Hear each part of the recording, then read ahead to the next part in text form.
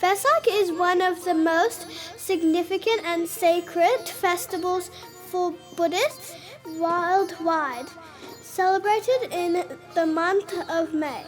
It commemorates 3 pivotal events in the life of Lord Buddha: his birth, enlightenment, and passing. This is the story of a young prince's journey to enlightenment.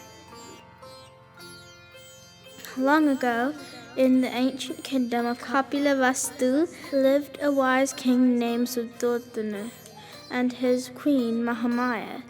The royal couple ruled their kingdom with compassion, and their people adored them. Despite their prosperity and happiness, King Suddhodana and Queen Mahamaya longed for a child. One auspicious night, Queen Mahamaya had a divine dream. She saw a magnificent white elephant holding a lotus flower in its trunk, descending from the heavens and entering her womb.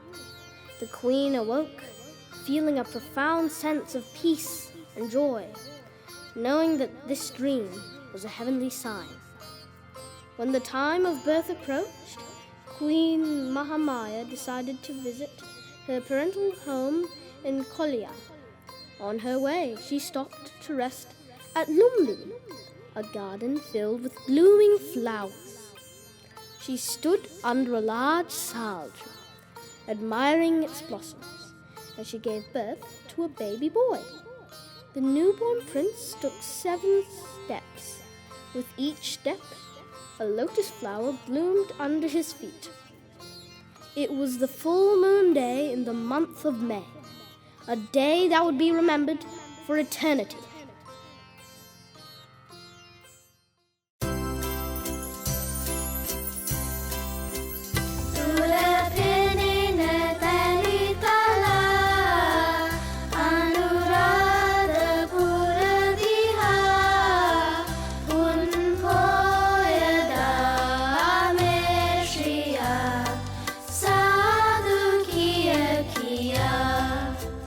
Pun poyada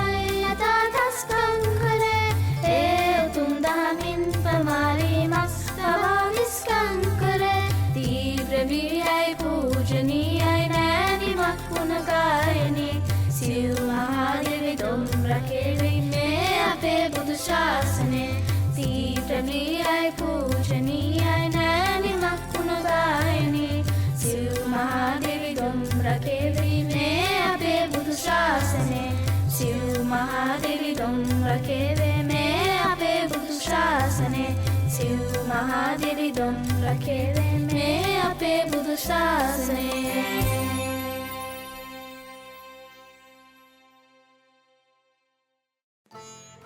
Despite King Suddhodana's efforts to keep young Prince Siddhartha isolated from the outside world, however, Prince Siddhartha longed to see the world beyond. Sensing his son's restlessness, King Suddhodana allowed Siddhartha to venture outside, ensuring that the prince would only be shown the most pleasant aspects of life.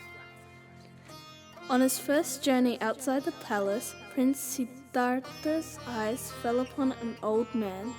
The man's hair was white, his skin was wrinkled, and his body bent with age. He then came across a sick man lying by the roadside. The man was pale, weak, and moaning in pain. His body was covered in sores, and he struggled to breathe. He then saw a group of people carrying a lifeless body wrapped in a white shroud. The mourners were wailing and crying, their faces etched with grief. Prince Siddhartha finally encountered a ascetic. The ascetic's demeanor stood in stark contrast to the suffering he had witnessed previously. The sight of the ascetic filled the prince with a sense of hope and purpose. It inspired him to seek a deeper understanding of life and the possibility of liberation from suffering. Prince Siddhartha then decided to leave his palace. His wife Yashodhara and his son Rahula in the search of truth. Siddhartha wandered the forests and villages, seeking wisdom from renowned teachers. Siddhartha made his way to Buddha Gaya, where he found a large bodhi tree near the banks of Niranjana River. He sat beneath the tree, vowing to not rise until he had attained enlightenment. He entered a deep meditation. Mara, the lord of illusion and desire, tried to stop his quest by sending formidable armies of demons to distract and frighten him. Despite Mara's efforts, Siddhartha's mind entered a state of profound stillness and clarity. As the night progressed, he experienced deep insights into the nature of existence.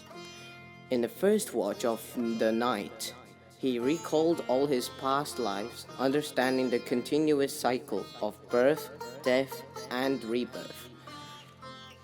In the second watch, he gained the divine eye, perceiving the works of karma and the fate of all beings. In the third and final watch, he realized the Four Noble Truths, comprehending the nature of suffering, its origin, its cessation, and the path to its end. Prince Siddhartha's mind reached complete enlightenment. He became the Buddha. Sadhu Siripa Sri Munida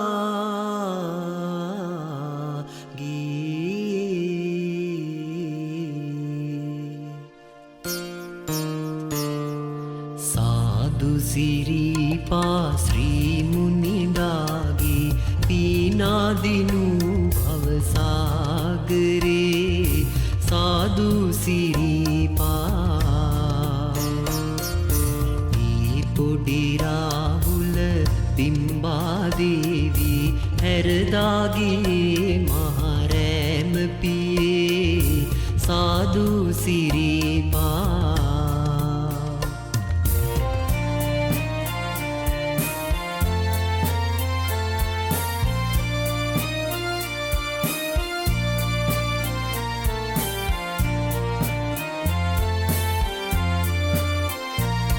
मुदन लेसे में गोर भविन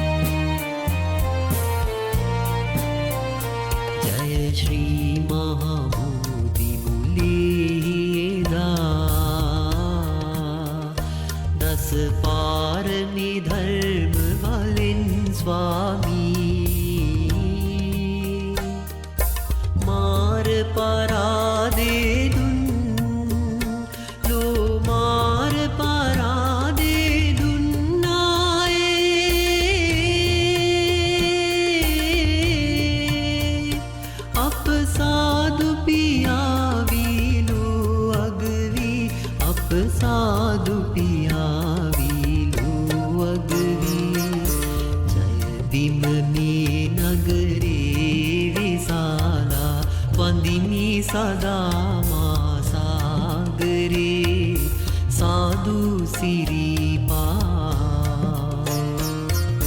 සාදු සිරිපා ශ්‍රී මුනිදාගේ පීනාදිනු භවසාගරේ සාදු සිරිපා.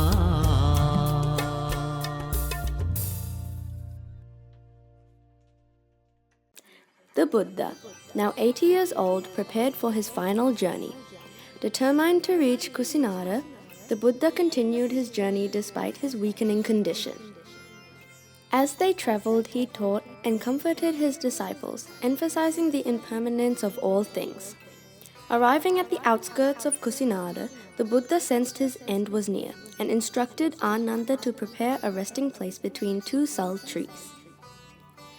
Lying down, he addressed his disciples. As Buddha's final teaching, he reminded them that everything in the world is subject to change and decay. Buddha said, Apo Deepo Bhava. Be a lamp unto yourself.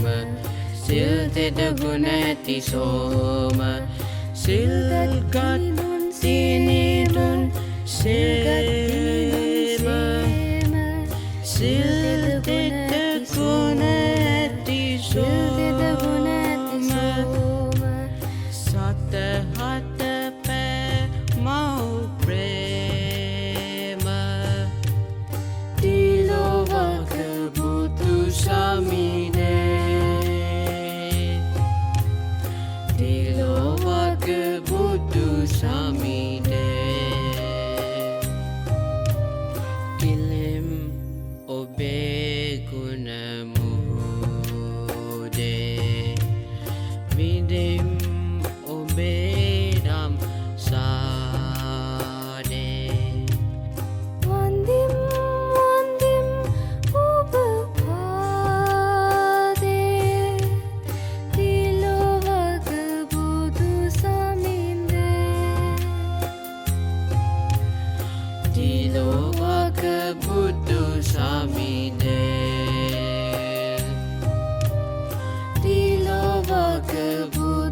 Saminde Tilovaka Buddhu Saminde Tilovaka Buddhu Saminde